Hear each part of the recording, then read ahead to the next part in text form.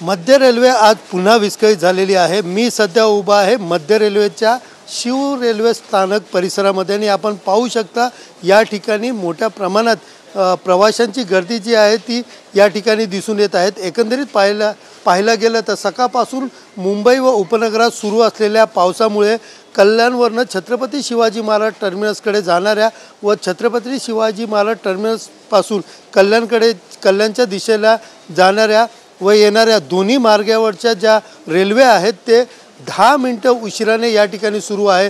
एकंदरीत पाहायला गेलं तर पहाटेच्या वेळेला मोठ्या प्रमाणात चाकरमान्यांची मोठी गर्दी असते।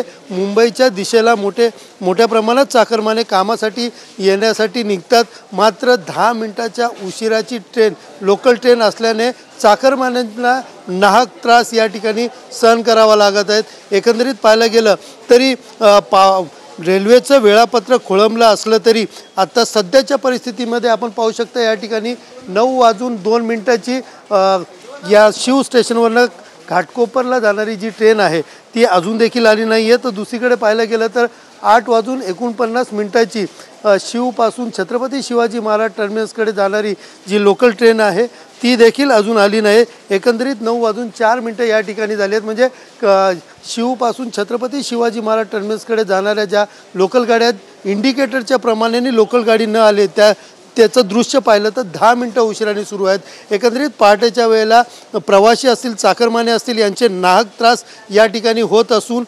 पावसाचा जोर कायम राहिला तर रेल्वे सेवा देखील ठप्प होण्याची शक्यता या ठिकाणी वर्तवली जात आहे। कॅमेरा पर्सन अमित शिकवणसह सुनील जाधव, TV9 मराठी, मुंबई।